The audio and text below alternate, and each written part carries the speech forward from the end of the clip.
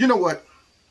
Only criminals, dumb criminals, and liberals are stupid enough to record themselves on the internet saying something either stupid or incriminating themselves. So wait. Did y'all hear that?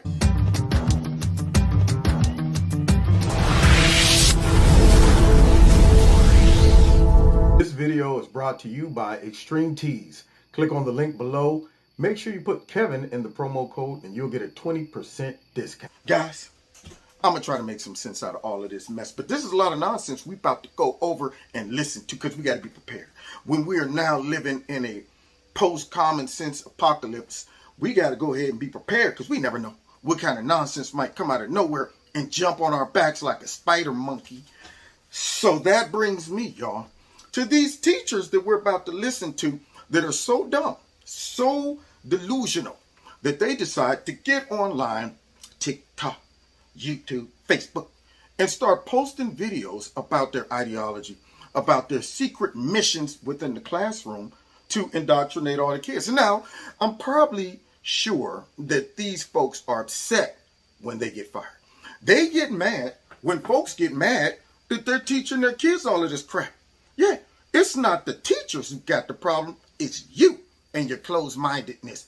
It's you and your bigotry. So let's get into some of this madness right here. And let's start off with this lady because this is the lady that prompted my video of today. Okay, so during third period, we have announcements and they do the Pledge of Allegiance. Oh, okay. I always tell my class, stand if you feel like it, don't stand if you feel like it, say the words if you want, don't have to say the words. So my class decided to stand but not say the words. Totally fine. Except for the fact that my room does not have a flag. It used to be there, but I took it down during COVID because it made me uncomfortable.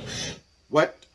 Did she just, first of all, if you got to whisper, that means you're doing something wrong. But the other part is you're so dumb, you don't realize that you are videotaping yourself on the internet and still whispering as if what? The other folks that watch this video, all the parents who might see it and disagree with you, they're not going to be able to hear that whisper. No. So if I'm getting this straight, this activist that's in the classroom pretending to be a teacher, she removed the flag not because of just COVID, because it made her feel uncomfortable. This is the fragility of the left and of some of these radicals right here. When you can look at things and they trigger you, when you can look at things and they make you feel uncomfortable, the sky's the limit. I mean, how can you even go out, hang out with friends and even have fun? Nobody knows what's going to trigger you. Nobody knows at any given second you might lose your crap because something triggered you.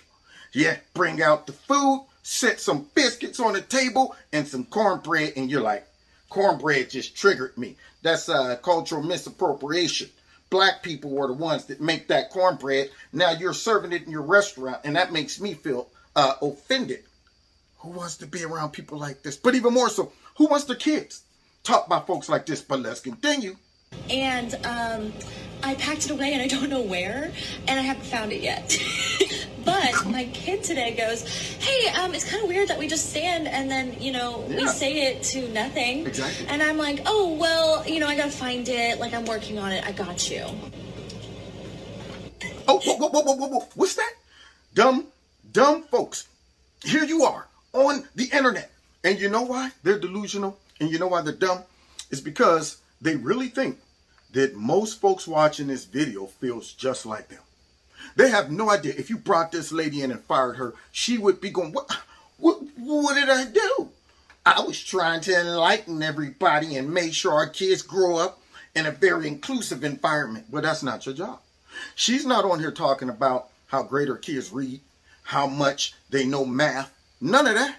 She's up here giggling and snickering all over the place about how the flag offended her. The kid wanted to go ahead and pledge his allegiance to the flag, and she done removed it and have no intentions of bringing it back. You see her, y'all like, yeah, we couldn't see that. See, I guess when they do stuff like this on video, only other liberals who applaud them can see her going, we didn't see it. Let's continue, though, because I am seeing some nonsense along with some stupidity. In the meantime, I tell this kid, we do have a flag in the class that you can pledge your allegiance to? Oh, and he like looks which one? around. He goes, oh, that one? I pledge allegiance to the queers. I pledge allegiance to the queers. I'm sure no parent would have a problem with that. Do you see? This is what I mean. This right here is a great video to make sure your kid goes to a private school, to where you don't have to be worrying about folks that should be teaching your kids math, science, English, social studies, and all of that good stuff. But instead, it's teaching your kid how to pledge allegiance to the queer, to the gay and lesbian flag. I'm amazed that they even put that flag in there. I'm sure this cannot be in an all-black district, because most black folks disagree with this type of stuff being taught to their kids. They might vote democratically, but when it comes down to certain things like this, if this was an all-black neighborhood and these black parents came in for teachers' conference, man, they see that in the classroom, they would have a fit. Nonetheless, see you on there mocking and snickering and joking and encouraging their kids to pledge allegiance to the gay flag. Now, I'm sure if she loses her job, everybody else is the problem, not her. But let's move on to some more nonsense. She's a doozy too. Y'all ready for her? This is what's bullshit. Today is the first time our country has recognized Juneteenth. She's mad. It's a national holiday, and yet I'm getting ready to go back to school in the fall, and my governor has put into place some ridiculous legislation that many governors across the country have put into place, such as I can't teach anything divisive, I can't teach critical race. Well, wait a minute, lady. Here she's talking about the governor to put some stuff into the curriculum, or forbid some stuff being taught to the kids. Like what? I mean, did he say, all right, from now on, we want all black kids to drink out of this water fountain and white kids to drink out of that one? Even though all of these folks on here always talking about sensitivity and talking about inclusiveness and racism and stuff. But then at the end of the day, they seem or appear to be trying to push more segregation back into our society, but on their terms. See, if they come up with a great idea to put all black kids together versus white kids, then that's acceptable. But let the principal, let the superintendent, let the mayor, the governor call something like that and say, yo, from now on, since all the black kids and the white kids are being taught critical race theory, and y'all are saying white kids are oppressors, then we're going to go ahead and give the white kids their own classroom, and we'll eliminate that. Every single one of them will cry racism, segregation, Jim Crow, you name it. But here she is, up here complaining and talking about some controversial issues. They won't let me teach it. Okay, so then that means we can come in and teach some other stuff, right? Some Republican or conservative values, maybe bring the Bible in, start busting up some scriptures talking about that. I'm pretty sure she would flip out if we start talking to those kids about the importance of having a secure border, making sure that you're not vulnerable from people coming in through your southern border. If we start talking about that, that same lady who's talking about they want to let me teach controversial things would have an absolute fit. She would lay an egg right on the floor in front of the kids. Siri, and I can't teach about racial equity. Oh. This is at all public schools, colleges, and universities. So, teachers, in the past, we've been activists. After this show of last year, we really need to stand up and do what's right for our kids right now. So, this is a call to action, teachers. Call to action. We gotta stand up and fight for our kids, because this is bullshit. We can't lie to them. Y'all hear that, lady? She's nuts. She is straight up nuts, man. I remember when she lost her mind. There was something so crazy about that place. That lady is nuts. But we're going to move on to some more nuts, okay? Sometimes you feel like a nut, sometimes you don't. But these folks feel like nuts all the time because they have no idea that they're nuts. Story time. This has been my first year in preschool with a class of my own, teaching alongside another queer neurodivergent educator, and we have been rocking our twos class. We've been talking about gender and skin color and consent and empathy and our bodies and autonomy. It's been fabulous. But our teaching team is shifting and a new person is being onboarded, someone with So wait, you're not talking about math, science, letting them play with puzzles, working on their dexterity? You're not talking about those things? You're on here talking about queer stuff and and all of the things that really don't matter in a child's life, things that their parents should be addressing and teaching them. But no, not you. Not you. You decide to take that away from the parents. No, I'll field this one. All you parents, out of the way. Now notice something. So far, we've seen nothing but white liberal teachers. White liberal teachers. And I'm sure there are some black ones we'll be seeing as we go. But nonetheless, why do they have this savior complex? Why do they feel that they know what's best for the black community? And yet they're always talking about white privilege. Well, when you think black folks are in constant need of your intervention in regards to race and all of that stuff, that right there shows me that you might think you're privileged. You're trying to be on our squad to make yourself feel good and make yourself feel like you're progressive and edgy because you recognize white privilege by recognizing that black kids are at a disadvantage.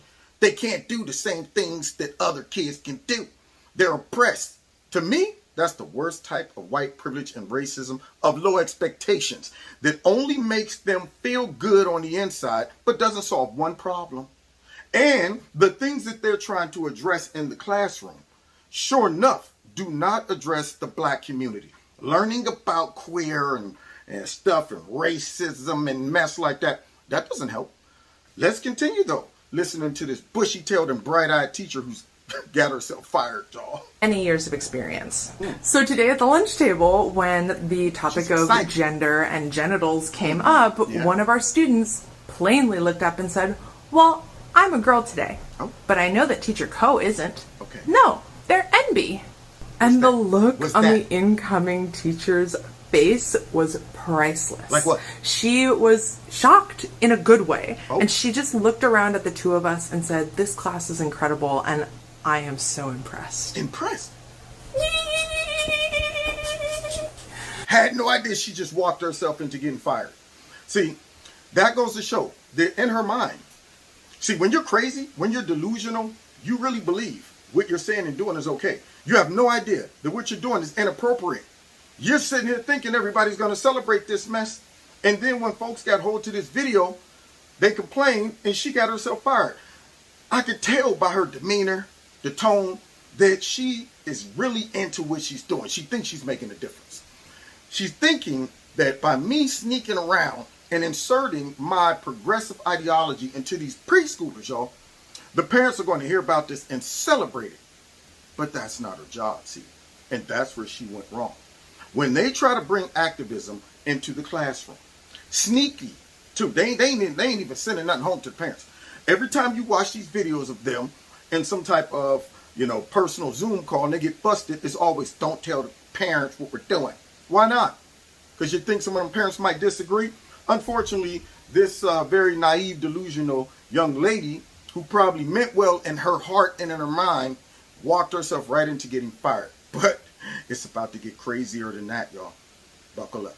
We got another live one. And the more I argue on Facebook with people, the more they think I hate white people. What? I don't hate white people. I hate racism. It's not my fault. That's often white people. Okay. Then they started saying, well, you think you're above it all.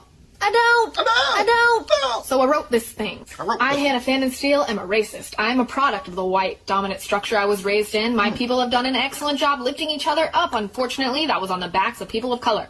Because this is deeply embedded in my history, it is no wonder I was passed down views that are racially problematic. Even though white supremacy can be unconscious, it is constant. Yeesh. I mean, what views is she talking about?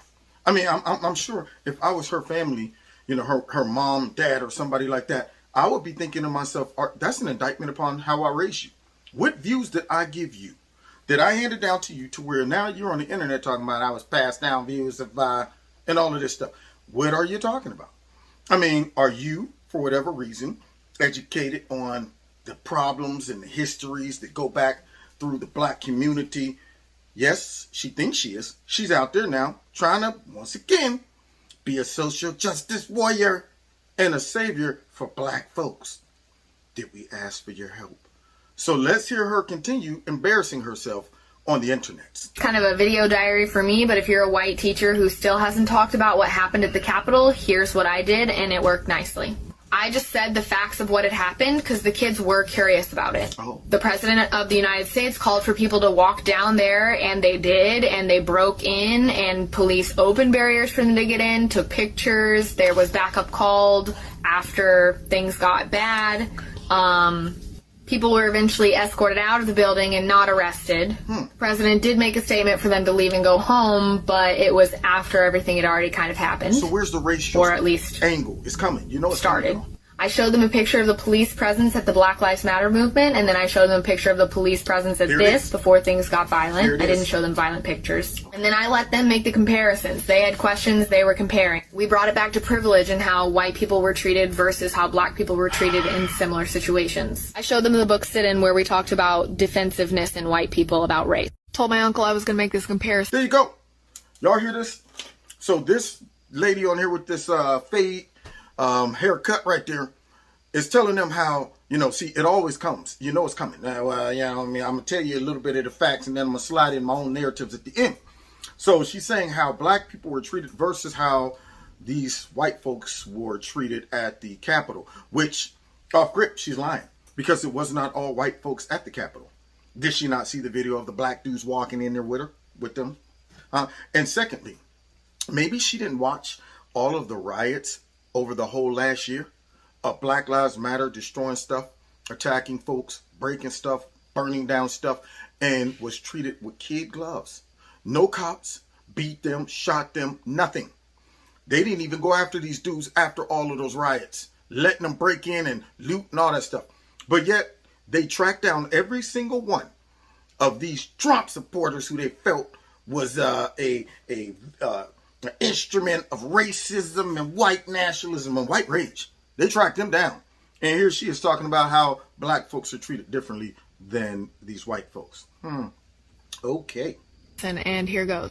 First, we're talking about how the Holocaust started and progressed, not Here we where go. it ended with concentration camps. I don't think concentration camps with gas chambers would ever happen in America. However, both these men chose someone to blame for the current political and economic issue. Hitler tried to push out the Jews and even had detention centers to hold Jews while they were on their way. Trump blames Mexicans, and there are also child detention centers. You get that? Trump brings Mexicans and always found in a detention center. Trump didn't blame nobody. Trump is simply recognizing the right thing, meaning that border's been broken. These folks are breaking our immigration laws by coming here, and we got people on the inside assisting them, making excuses for them because they want a broken system because it'll benefit them. But here she is, sliding in the Holocaust somehow. See? You know what? She falls into the category, y'all. I remember when she lost her mind. There was something so crazy about that place. These people are driving me crazy. Man, let's continue though.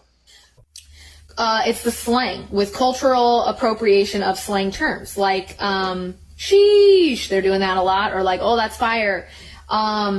And I think this one I'm having trouble knowing how to start the conversation because I don't know what my goal is in the end. And this is where I would like a little feedback from anyone who's willing to give it on TikTok. Social justice warriors. Yeah. So here she is calling on TikTok to run to her aid, y'all, as she gets up there and embarrasses herself with all of these topics. But see, here's the crazy part about this, y'all, is she has no idea that folks watch this and say, I don't agree with this crap. All of this stuff that you are trying to implement in the classroom, all of these crazy thoughts, these ideas, this whole ideology that she has, most folks, they don't agree with this crap. Nobody wants you taking it upon yourself to educate their kids on sensitive topics. And I think that most of these liberals don't get that. They have this hero complex, but yet they're no hero. They're zeros. Mind your own business, do your job, and let the parents worry about the rest. But not them. So anyway, this is just the first part because I don't want to make these videos too long. I'm going to break them up. But that's part one. So before we go, I would like you all to remember to definitely hit that like button, share my videos, set your notifications for all. If you want to donate to Kevin and Kevin's Corner, feel free. There's links below the video. Also, if this is your first time watching any one of my videos, please leave a comment. Let me know that, hey, this is my first time watching you, and let me know if you subscribed or not. And those that watch my videos all the time, give me a shout out in those comments. This way I know what's going on and I can keep a check on YouTube instead of letting them feed me doo-doo and tell me it's chocolate. Now, God bless y'all. God bless America. And get ready, y'all. Click on part 2 of A World Gone Mad.